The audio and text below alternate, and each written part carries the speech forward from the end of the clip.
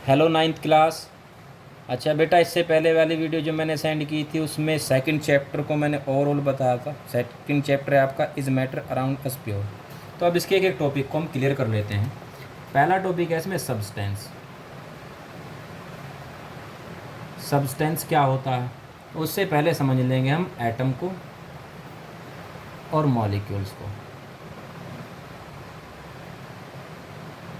Atoms क्या है, molecules क्या है, ये कई बार डिफाइन किए जा चुके हैं। एटम का मतलब है मैटर का सबसे छोटा जो पार्टिकल होता है उसको हम एटम बोलते हैं।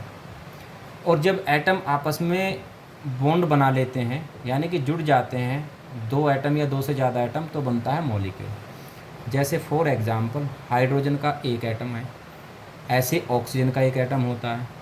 तो ये दोनों अलग अलग एटम हुए। जब हाइड्रोजन के दो एटम और प्लस ऑक्सीजन का एटम जुड़ेंगे तो बन जाएगा H2। इसको हम कहते हैं मॉलिक्यूल।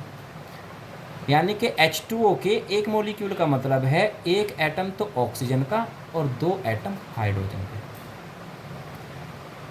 सब्सटेंस का मतलब होता है, इसको हम प्योर मैटर भी कहते हैं, मीन्स जिसके सारे एटम एक जैसे हों या फिर सारे मॉलिक्यूल एक जैसे हों। यानी कि जो सेम एटम से या सेम मॉलिक्यूल से बना होता है हम उसी को कहेंगे सब्सटेंस या प्योर मैटर। फॉर एग्जांपल अगर हम बात करते हैं, एक रोड लेते हैं हम आयरन की, तो इस आयरन की रोड का मतलब है इसके सारे के सारे जो एटम हैं वो आयरन यानी कि Fe से इसको रिप्रेजेंट करते हैं ना हम आयरन को। तो सारे एटम सेम हैं, सब टोटल एटम Fe के ही हैं।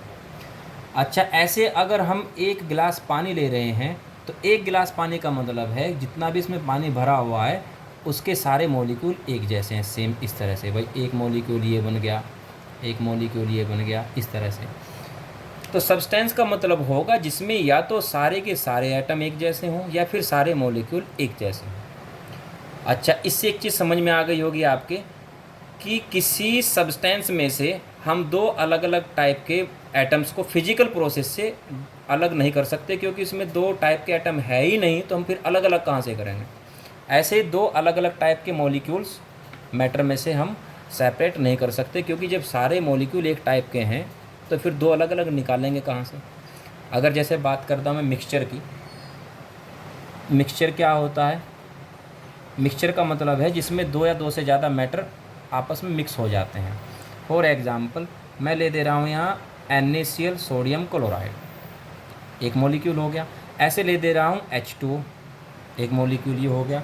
अगर आपने NaCl मीन्स सोल्ट को वाटर में डिज़ोल्व कर लिया तो एक सॉल्यूशन बन जाएगा, सोल्ट सॉल्यूशन। अब उस सोल्ट सॉल्यूशन में क्या है, तो ये मान लीजिए Na का आइटम है और ये Cl का आइटम है, और H2O का जो मॉलिक्यूल मतलब NaCl का एक मॉलिक्यूल बन गया। और H2O का मॉलिक्यूल कैसे कैसे बनेगा, एक ऑक्सीजन हो गया और दो हो गए हाइड्रोजन। तो अगर हमारे पास सोल्ट का सॉल्यूशन है तो सोल्ट सॉल्यूशन का मतलब होगा कि जिसमें वाटर का मॉलिक्यूल भी है और सोडियम क्लोराइड का मॉलिक्यूल भी है। तो मिक्सचर में से हम दो अलग अलग टाइप के मैटर को सेपरेट कर सकते हैं, एक H2O अलग हो जाएगा, इधर से NaCl अलग हो जाएगा। तो यहाँ से आपके समझ आ गया होगा कि जो सब्सटेंस होता है, सब्सटेंस में से दो अलग अलग टाइप के एटम को या दो अलग अलग टाइप के मॉलिक्यूल्स को हम सेपरेट नहीं कर सकते, क्योंकि इसमें दो अलग अलग टाइप के मॉलिक्यूल्स या एटम होते ही नहीं हैं। लेकिन मिक्सचर की अगर बात करें, मिक्सचर में चूँकि दो या दो से ज़्यादा अलग अलग टाइप के मॉलिक्यूल्स या एटम होते हैं तो उसको हम सेपरेट कर सकते हैं फिजिकल प्रोसेस से। तो सब्सटेंस की डेफिनेशन क्या हो जाएगी, a kind of matter that can not be separated into other kinds of matter by any physical process is called a substance. यानी कि जिसमें से हम दो अलग अलग टाइप के मैटर को सेपरेट न कर सके उसी को हम कहेंगे सब्सटेंस। इस तरह से सब्सटेंस के कुछ करैक्टर्स होते हैं। कौन कौन से करैक्टर हैं इसके बता देता हूँ। पहली चीज़ अभी आपने देख लिया, सबसे पहला तो क्या देखा आपने कि जितना भी सब्सटेंस होता है उसके सारे एटम या मॉलिक्यूल एक टाइप के होते हैं। यानी कि a substance contains only one kind of atoms और मॉलिक्यूल। पहली बात तो ये।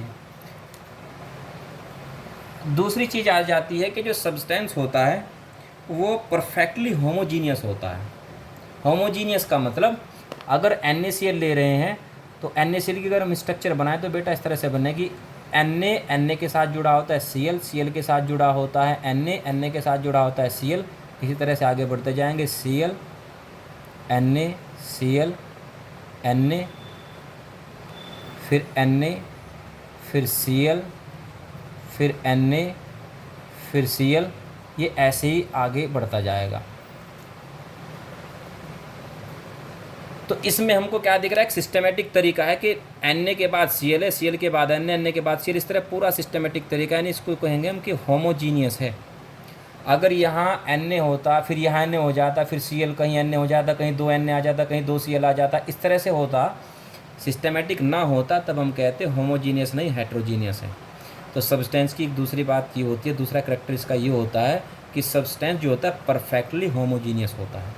तीसरी चीज़, जो सब्सटेंस होते हैं उनकी डेफिनेट कंपोजिशन होती है और जो कि टाइम के साथ चेंज नहीं होती। जो भी कंपोजिशन मैंने आपको दिखाई थी कि Na के बाद Cl, Cl के बाद Na, तो सेम कंपोजिशन है, ये डेफिनेट होती है कि Na के बाद Cl ही होना है, Cl के बाद Na ही होना है। तो जितने भी सब्सटेंस होते हैं सब में इसी तरह की सेम कंपोजिशन होती है। सेम कंपोजिशन का मतलब उसकी एक यूनिट बन जाती है, वही रिपीट होती रहती है। जैसे अभी तो NaCl बनाता है, ऐसे मैं H2 बना देता हूँ कि H2 का मतलब HOH, उसके बाद फिर ऐसे हो गया, यहाँ बॉन्डिंग हो जाएगी, फिर O के साथ H और इधर H, फिर इसके साथ O की बॉन्डिंग होगी, H और H, इसके साथ H की बॉन्डिंग होती है, फिर O इधर H, इसी तरह से रिपीटेशन होने लगता है इसका। यानी कि इसकी एक जो यूनिट है वही यूनिट रिपीट होती जा रही है। तो इसको हम कहेंगे कि ये डेफिनेट कंपोजिशन रखता है। तीसरी चीज़, किसी भी सब्सटेंस का जो मेल्टिंग पॉइंट, बॉइलिंग पॉइंट होता है या जिसकी जो डेंसिटी होती है, ये सब चीज़ें जितनी फिजिकल प्रॉपर्टी हैं बिल्कुल फिक्स होती हैं। फॉर एग्ज़ाम्पल अगर हम बात करते हैं H2O, आप सब लोगों को पता है कि H2O का जो बॉइलिंग पॉइंट होता है 100 डिग्री सेल्सियस होता है। बॉइलिंग पॉइंट क्या है, मेल्टिंग पॉइंट क्या है, आपको पता ही होगा। इससे पहले वाली जो चैप्टर था उसमें सब बता दिए गए थे बॉइलिंग पॉइंट और मेल्टिंग पॉइंट क्या होता है। फिर से एक बार बता देता हूँ, जिस पर कोई सॉलिड मेल्ट होगा उसको हम कहेंगे मेल्टिंग पॉइंट, और जिस पर कोई लिक्विड बॉयल होगा उसको हम कहेंगे बॉइलिंग पॉइंट। तो ये सब क्या होता है, डेफिनेट होते हैं, बिल्कुल फिक्स होते हैं। अगर वाटर का बॉइलिंग पॉइंट 100 डिग्री सेल्सियस है तो कहीं से भी आप पानी ले लीजिए, प्योर होना चाहिए वो, उसका हमेशा बॉइलिंग पॉइंट 100 डिग्री सेल्सियस ही मिलेगा।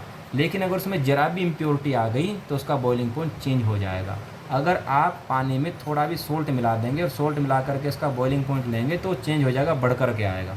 तो ये इसकी पहचान होती है प्योर मैटर की। किसी मैटर, कोई मैटर प्योर है कि नहीं है, वो देखने के लिए हम देखते हैं कि उसका मेल्टिंग पॉइंट या बॉइलिंग पॉइंट क्या है।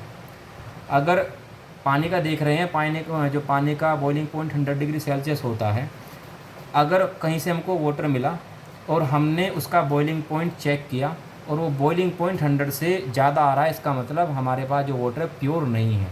तो किसी की भी प्योरिटी चेक करने का सबसे अच्छा तरीका होता है इसका बॉइलिंग पॉइंट और उसका मेल्टिंग पॉइंट। अगर थोड़ी भी इम्प्योरिटी होगी तो हमेशा उसका बॉइलिंग पॉइंट या मेल्टिंग पॉइंट चेंज हो जाता है।